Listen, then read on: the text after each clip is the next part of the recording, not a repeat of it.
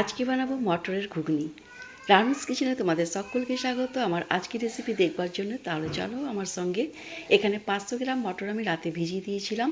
এবার জলটা ঝরিয়ে নিয়ে প্রেসার কুকারে দিয়ে দিলাম একটা তেজপাতা, দুটো লবঙ্গ, দুটো দারচিনি, দুটো গোলমরিচ, হাফ চামচ নুন, হাফ চামচ হলুদ গুঁড়ো আর কিছু কাঁচা লঙ্কা কুচি। এরপর 3 কাপ জল দিয়ে প্রেসার কুকারে ঢাকনা লাগিয়ে গ্যাসের উপরে চাপিয়ে দেবো। হাই ফ্লেমে আমি 3টে সিটি লাগিয়ে মটর সেদ্ধ করে নেব। এবার একটা শুকনো খোলায় ভাজা মশলা তৈরি করে নেব।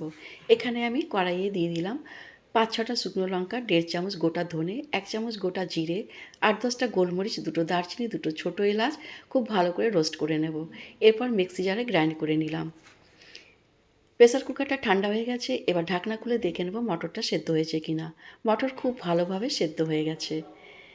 এখন চলে যাব গ্যাসের কাছে। গ্যাসের উপরে একটি কড়াই চাপিয়ে দিয়েছি। কড়াইয়ে সরষের তেল ঢেলে নিয়ে গরম হয়ে গেলে তেলটা দিয়ে দেবো। হাফ চামচ সাদা জিরে, হাফ চামচ গোটা জিরে, দুটো শুকনো লঙ্কা, দুটো তেজপাতা আর কয়েকটা মরিচ। ফোড়ন থেকে খুব সুন্দর একটা গন্ধ বেরোচ্ছে। এবার একটা বড় দেখে পেঁয়াজ কুচি দিয়ে দেবো।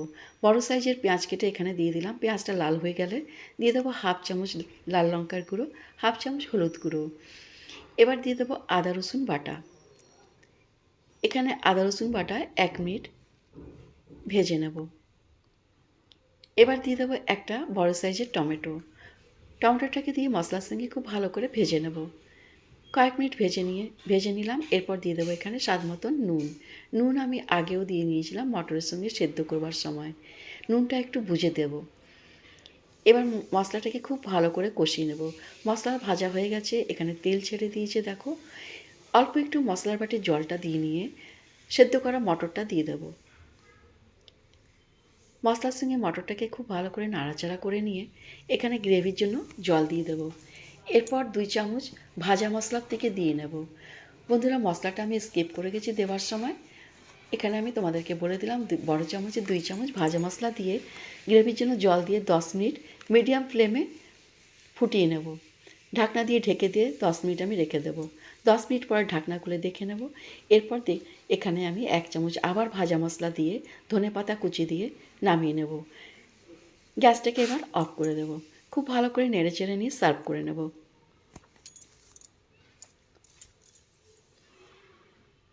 দেখতে পাচ্ছ আমার আজকের মটরের ঘুগনি কত সুন্দর। গ্রেভিটা একদম গাঢ় গাঢ় হয়েছে। এবার আমি লুচির সঙ্গে সার্ভ করে নেব।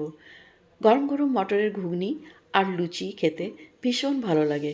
বন্ধুরা, আজকের রেসিপি তোমাদের কেমন লাগলো কমেন্ট করে নিশ্চয়ই জানাবে। ভালো লাগলে একটি লাইক, শেয়ার, সাবস্ক্রাইব করে দেবে। পরবর্তী ভিডিওতে আবার একটি নতুন রেসিপি নিয়ে তোমাদের সঙ্গে দেখা হবে। Bye bye.